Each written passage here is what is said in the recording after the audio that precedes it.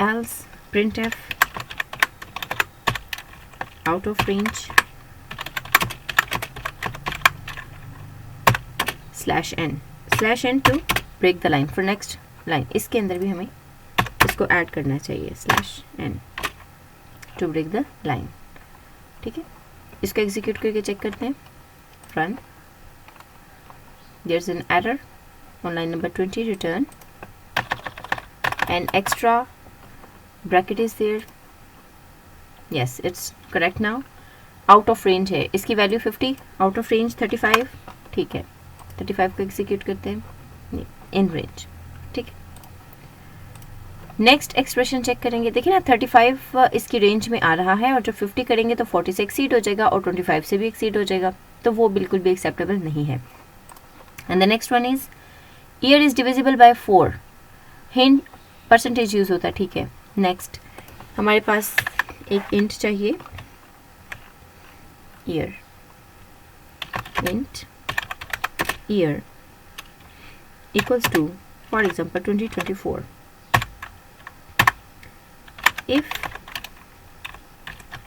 statement year is divisible by 4. ये divisible by 4 है year. Do you think so? Equals to percentage 4 equals 0. Divisible by 0 इस तरह से लिखेंगे. क्या ये 0 से डिवाइड हो सकता है? 4 से डिवाइड हो सकता है और इसका जो रिमाइंडर है वो 0 आएगा. printf. अगर ऐसा होता है तो आपने क्या रिप्लाई करना है? Yes, it is divisible by 4. ठीक है, yes, it is divisible by 4 /n.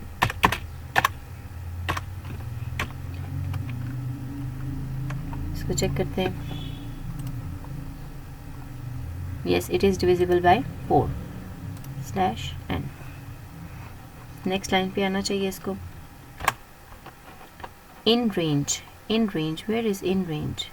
Out of range और इन रेंज? ये इन रेंज. ठीक है, /n. इन रेंज के बाद /n.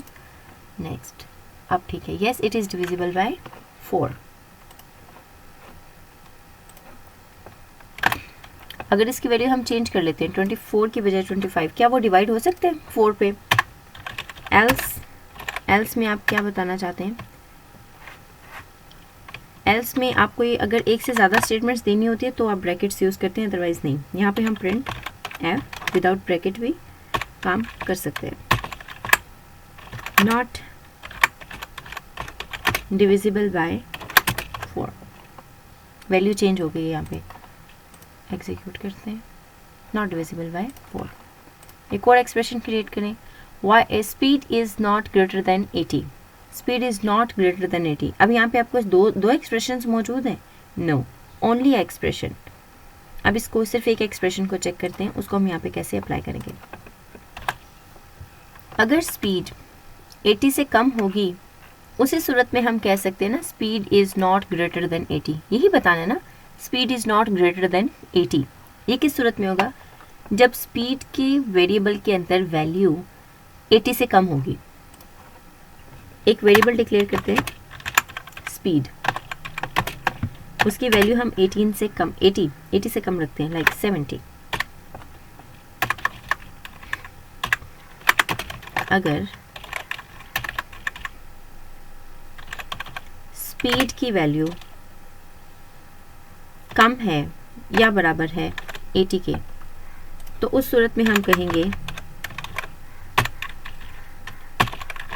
Speed, the value of speed is less than 80. ये था sentence. Value of speed is not greater than 80. यही है ना. अब is not greater, speed is not greater than 80. The value of speed is not greater than 80. ये किस सूरत में होगा? जब स्पीड की वैल्यू कम होगी 80 के या फिर उसके बराबर हो तब भी ठीक है. इस सूरत में आना चाहिए. स्पीड कम है या बराबर है 80 के, इसका मतलब है कि वो 80 से ज़्यादा नहीं है. ये आपने एक्सप्रेशन लिखना है. इसको चेक करते हैं. द स्पीड ऑफ वैल्यू इस ब्रेसेस में हमने लिखा है वो ब्रेसेस यहाँ पे एल्स। हाँ, इसके लिए स्पीड का लेस होना ज़रूरी है, लेस देन और इक्वल्स टू 80 होना ज़रूरी है। एग्जीक्यूट करते हैं। लेस होगा तो हम कहेंगे कि not equals to this /n to make it more appropriate.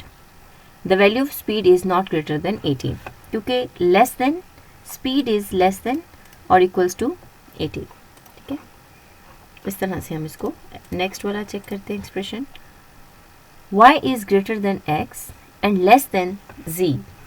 तीन वेरिएबल्स हैं यहाँ पर, एक y is greater than, हमने वेरिएबल डिक्लेयर करना है y वाला जिसके अंदर एक वैल्यू मौजूद होनी चाहिए, एक x के लिए और एक z के लिए, तब इनकी वैल्यूज आपस में कंपेयर होंगी। y is greater than x and less than z, बस इसी को एज इट इज लिख दें। if y is greater than x and वो इंग्लिश को आप इसमें ट्रांसलेट कर दें, y is less than z। अगर ऐसा हो तो इसका मतलब ये है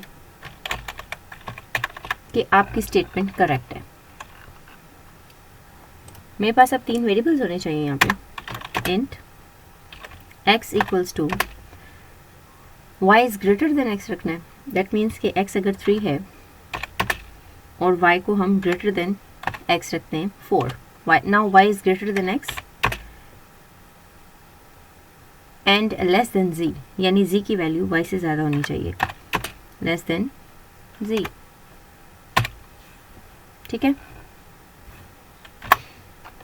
इस केस में प्रिंट कर देंगे printf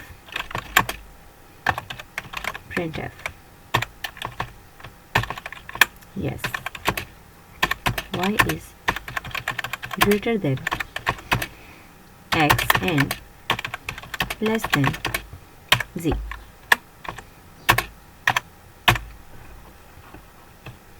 ये उस सूरत में है जब इनकी वैल्यूज यही रहे, वैल्यूज चेंज करेंगे तो ये कंडीशन फॉल्स भी हो सकती है।